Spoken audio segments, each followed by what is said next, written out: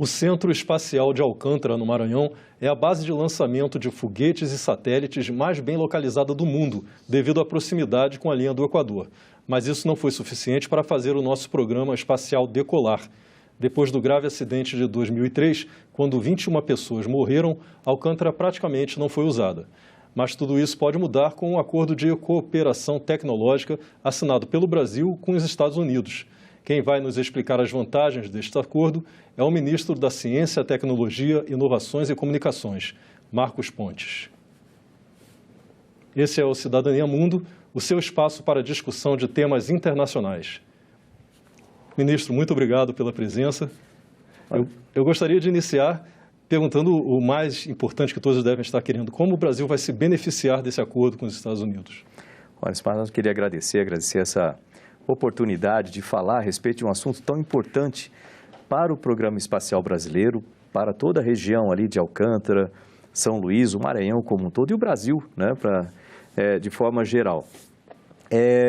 Esse acordo, é um acordo de salvaguardas tecnológicas, é um acordo técnico. E o que ele prevê? Os Estados Unidos concordam que o Brasil lance foguetes e satélites de quaisquer países que tenham alguma tecnologia americana embarcada, desde que o Brasil se comprometa a proteger essa tecnologia de uma empresa americana para não ser roubado ou copiado. O acordo é basicamente isso, é um acordo bem simples, mas que tem uma importância muito grande para o país. A ideia é tornar o Centro Espacial de Alcântara um centro comercial.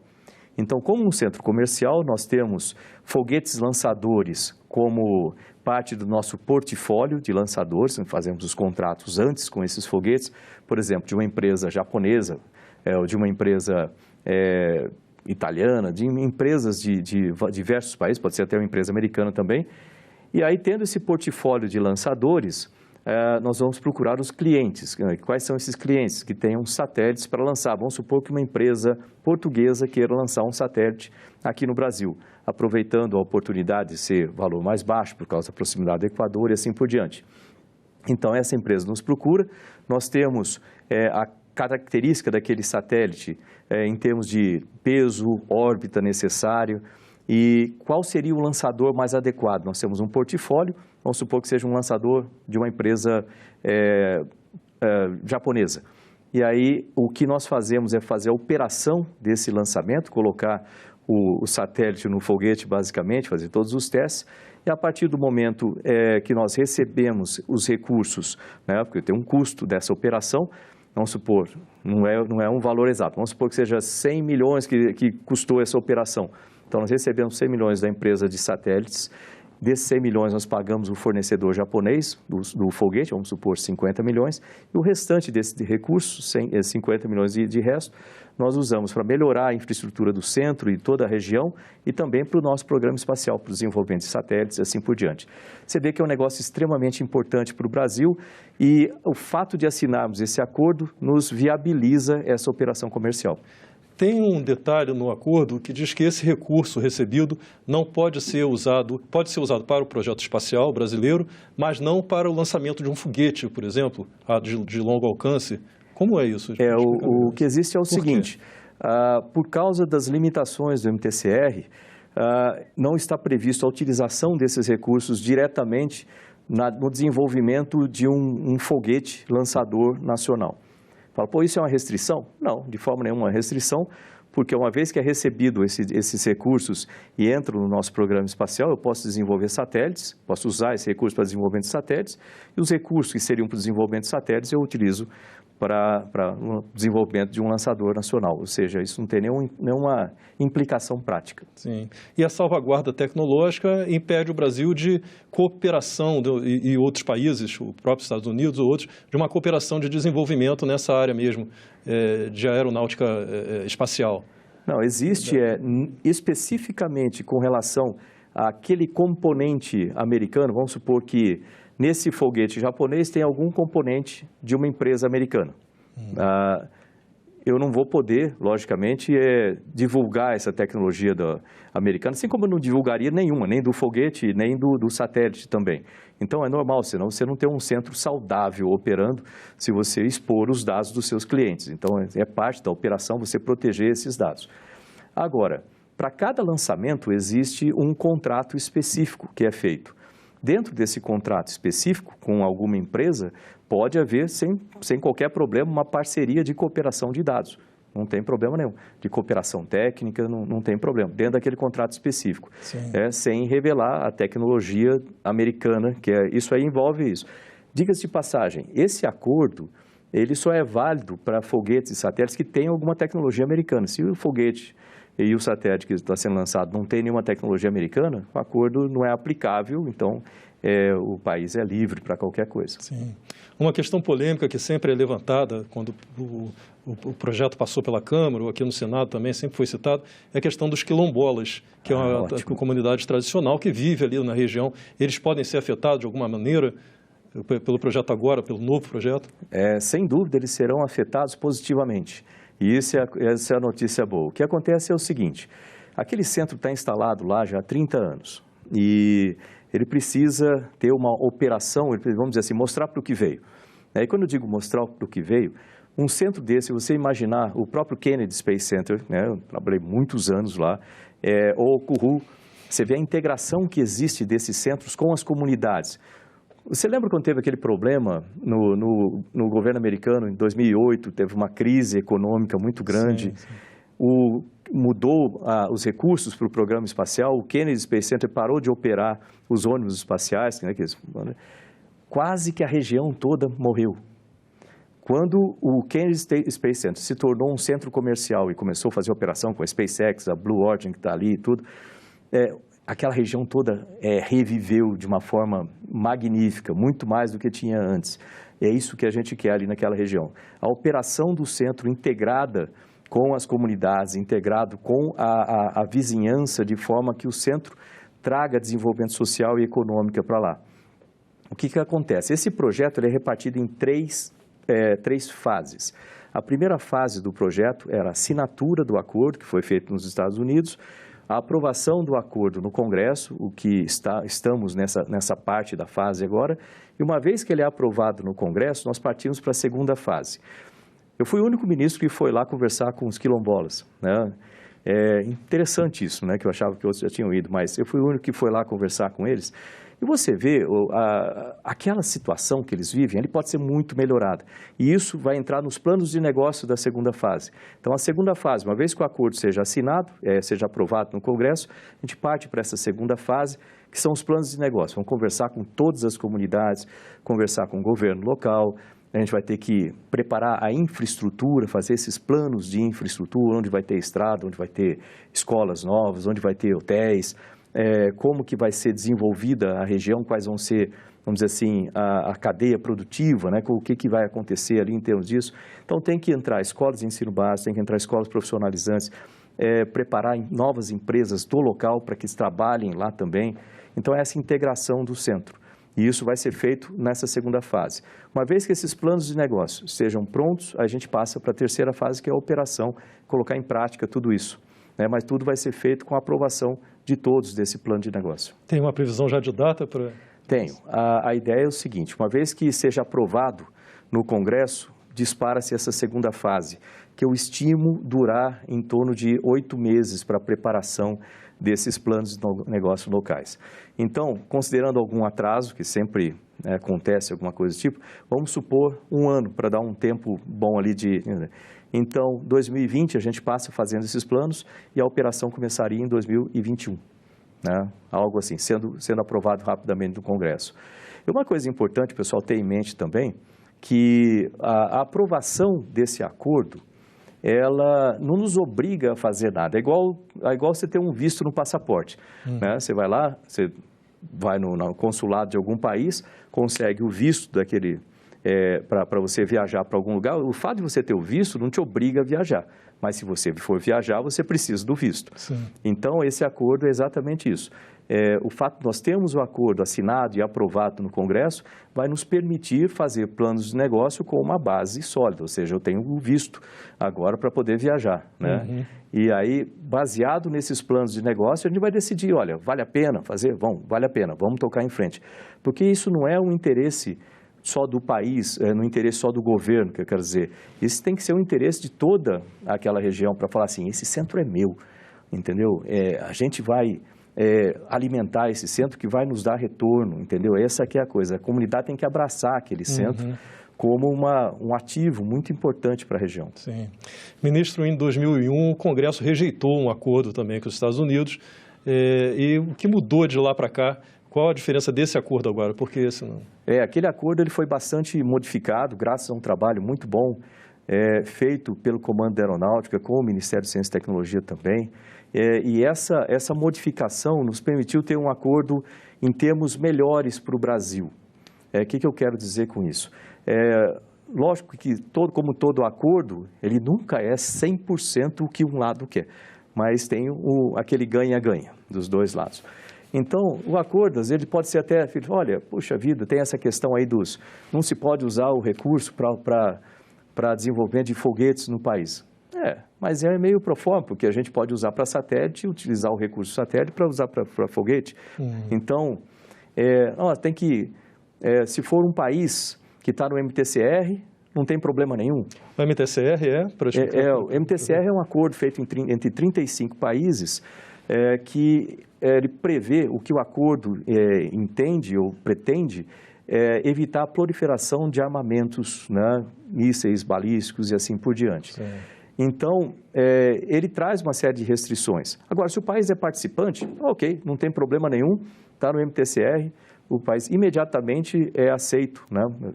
Se o país não tiver no MTCR, o que acontece? Será que a gente pode lançar um foguete ou um satélite desse país? Ora, veja bem, na prática, sim. Por quê?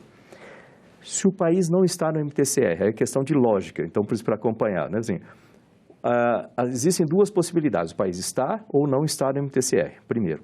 Se ele está no MTCR, está aceito, não tem problema nenhum, já essa parte já foi. Se ele não está no MTCR, qual que é esse ramo da lógica aqui?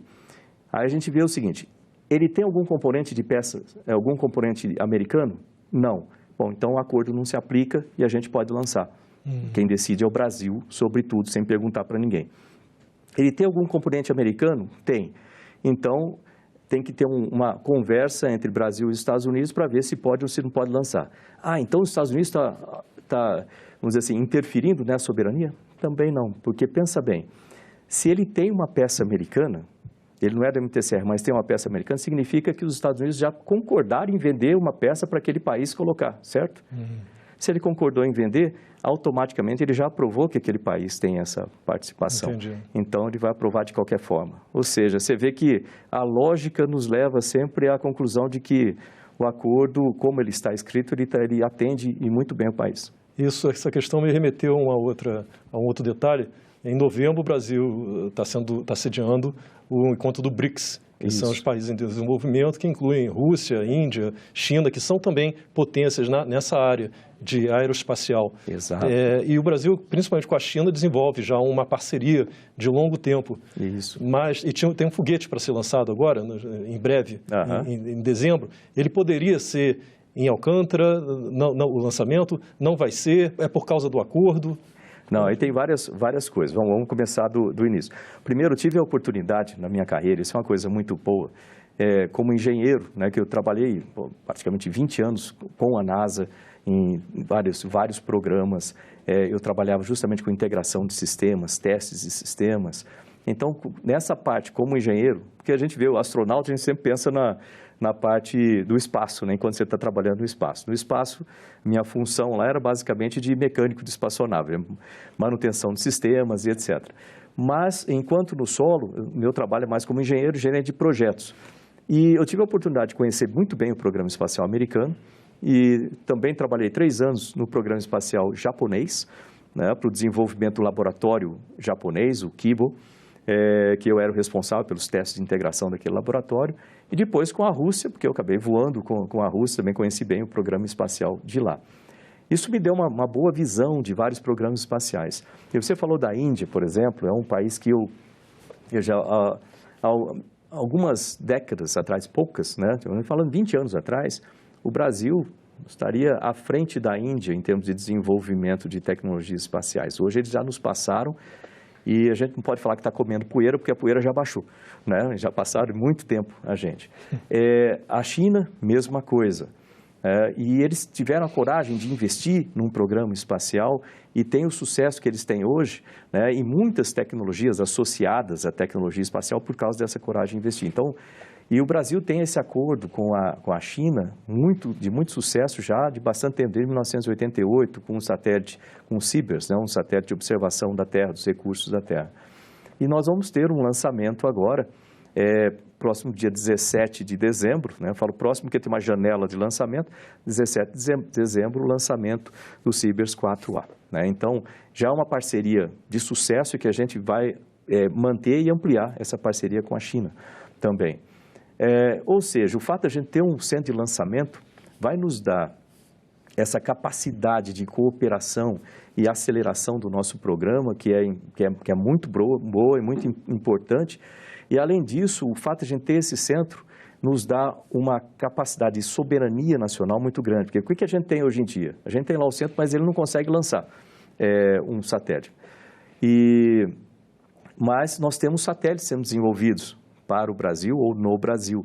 E a esses satélites sendo desenvolvidos, a gente tem que entregar para um outro país para fazer o lançamento, ou na China, como a gente está fazendo agora, ou na Índia, ou nos Estados Unidos, onde for. A base de Alcântara não estava preparada para esse lançamento agora. Nos casos em que tiver que fazer uma adaptação com acordo já, e precisar de um ajuste e tal, quem vai investir naquela adaptação? É o outro país? É o Brasil? Como vai? Depende da adaptação necessária, né? O que acontece? Como a gente está falando de um centro comercial, suponha que eu tenha contrato com 4 lançadores de empresas de países diferentes.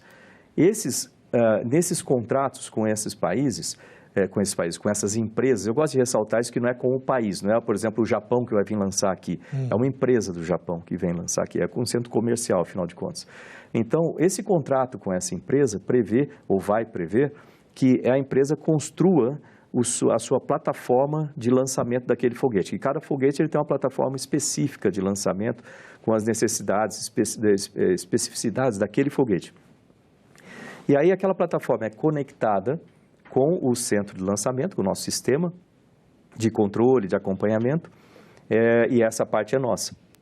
Então depende aonde, e lógico que a gente tem que ir melhorando, né, fazendo updates na base, então isso vai ser feito em parceria. Sim.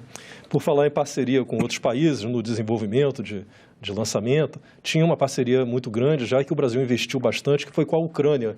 Mas há pouco tempo o Brasil desistiu e rompeu unilateralmente essa parceria. Por que rompeu e quanto chegou a ser investido nisso? Eu não tenho o valor de cabeça aqui, o valor exato, mas foi um valor alto que foi investido pelos 2 países, né, nessa parceria. O rompimento tem alguma coisa a ver com o acordo com os Estados Unidos? Não tem nada a ver. O rompimento foi bem anterior, não funcionou essa parceria. E o fato dessa parceria não ter tido os resultados, ou vamos dizer assim, a participação, e você fala, por que isso acontece? Porque quando você faz uma parceria, cada país tem uma série de atividades que tem que cumprir dentro de um certo tempo. Quando esses países começam a deixar de cumprir essas atividades dentro de algum tempo, ou de colocar os recursos necessários dentro de algum tempo, geralmente essas parcerias tendem a não funcionar, e foi o que aconteceu. Com isso, nós temos lá em Alcântara uma área que é em construção, que foi deixada em construção, não terminada. O Ministério está mantendo aquilo lá para não deteriorar, e pode ser utilizado, aquele resto de construção pode ser utilizado por alguma empresa, por exemplo, que queira utilizar aquela mesma área e continua a construção. Então, a gente vai reaproveitar essa situação, né? E esse inventário de tudo isso tem sido feito pelo Ministério, e a gente tem um prazo para terminar, né, que ele está sendo ampliado, ele encerraria esse ano, ele está sendo ampliado para terminar todo esse inventário, de forma que essa parceria termine da melhor forma possível. Pode ser que o Brasil precise ressarcir alguma coisa à Ucrânia depois desse inventário ser concluído? É provável que haja algum combate aí judicial, né? Então, mas faz parte do processo, a gente vai tocar dessa forma. Vamos ver depois as discussões, como é que a gente termina isso. Lógico que sempre é igual quando você fala de qualquer país, nós estamos falando do nosso Brasil. Então, a gente tem que defender os interesses do nosso Brasil, que a gente vai fazer da maneira mais eficiente possível. Claro. Voltando agora à nossa base de Alcântara aqui, como falei na abertura do programa, em 2013, infelizmente, houve aquele acidente com 21 mortes e o projeto espacial brasileiro deu uma forte desacelerada depois disso. O que aconteceu? Houve lançamento de microsatélites, de lá para cá, como foi desenvolvido? Assim? Aquilo aconteceu em 2003, né, e em agosto de 2003, eu perdi 21 amigos lá, né, do IAE, Instituto de Aeronáutica e Espaço. Eu também fui do Instituto de Aeronáutica e Espaço, eu era piloto de testes do Instituto. E foi uma perda muito grande, tanto em termos materiais, mas principalmente quando você pensa nas pessoas, que é a parte mais importante de tudo isso. E está aí uma parte que eu gosto de ressaltar, que é necessário que aquele centro funcione até em honra dessas pessoas que deram a vida pelo projeto. Então, estou muito feliz em ver finalmente o projeto indo para frente, decolando, que eu tenho certeza de onde eles estiverem, eles estão lá também aplaudindo, porque finalmente está conseguindo decolar aquele projeto que eles deram a vida para isso. O projeto de lá para cá, primeiro ele passou alguns anos para a reconstrução da torre móvel, né, que foi onde o foguete ignitou, né, então aquela torre foi destruída, então tinha a reconstrução da torre móvel. Então isso foi feito, a torre está lá no local. Depois tiveram problemas com a pista de pouso, também foi reconstruído, foi melhorado. E hoje a infraestrutura está completa, é uma boa infraestrutura, pode ser melhorada ainda, como tudo. O pessoal fala que eu sou chato com essa coisa, que toda vez eu falo isso pode melhorar ainda, mas é fato, tudo pode ser melhorado, então aquilo pode ser melhorado e bastante, assim como todo o entorno, né, para melhorar a recepção, vamos dizer assim, dessas companhias externas de outros países para poder trabalhar ali também. E ela passou durante esse tempo todo fazendo lançamentos menores, com foguetes menores, foguetes suborbitais, e foguetes de treinamento para manter a operacionalidade do pessoal, né, tanto na parte das operações de lançamento, quanto rastreio e tudo mais. Mas agora a gente vai começar a falar em lançamento com carga útil e uma série de outras coisas que vão ser muito interessantes, né, em termos orbitais, etc., que vai dar uma elevação de nível muito grande para o centro como um todo. E nós vamos precisar de pessoal capacitado. Então, por isso que eu falo tanto na formação local, de mão de obra local, formação profissional, que isso não pode ficar para depois, tem que começar agora, não dá para esperar um tempo. Então, nós precisamos de engenheiros, nós precisamos de técnicos, precisamos de novas empresas trabalhando ali. Então, tudo isso vai movimentar muito aquela região. Existe algum projeto específico para isso, a formação de mão de obra ali naquela região? O Ministério tem uma coisa já trabalhada para isso? Por enquanto, nós temos alguns conceitos. Por que a gente está falando assim? Por que você não está com esse plano pronto? Porque eu quero esperar justamente a aprovação no Congresso para terminar essa fase 1 do projeto, para entrar na fase 2, que é a conversa com as comunidades, conversar com toda a parte local, vamos dizer assim, as empresas locais, governo local, porque eles têm que ter uma participação nesse plano.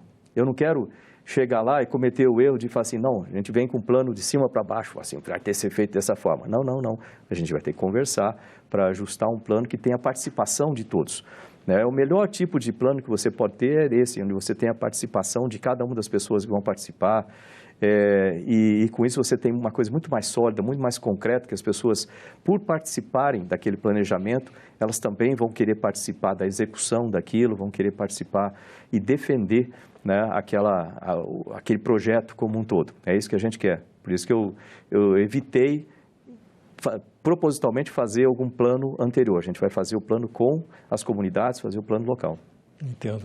Ministro, infelizmente o tempo do programa já se esgotou, mas eu mais uma vez agradeço bastante a presença aqui e esses esclarecimentos. Assim, Olha, eu gostaria de agradecer por essa oportunidade de explicar esse acordo que é tão importante para o Brasil, aproveitar para agradecer também as pessoas que têm trabalhado para que isso aconteça e se transforme em realidade, tanto na nossa agência espacial quanto no Comando da Aeronáutica, também os parlamentares locais, né, o senador Roberto Rocha, por exemplo, está trabalhando aí bastante para a aprovação desse plano, assim como os outros, toda a bancada local, por saber da importância disso, para todas as comunidades têm trabalhado muito. Então é importante agradecer e continuar a trabalhar. Muito obrigado. Obrigado. Se você quiser rever, baixar ou compartilhar o link desse programa, é só acessar a nossa página na internet, senado.leg.br/tv, ou então visitar o canal da TV Senado no YouTube. E se você quiser fazer algum comentário, crítica ou sugestão, pode telefonar para 0800 61 22 11. A ligação é gratuita. Obrigado pela atenção e até o próximo Cidadania Mundo.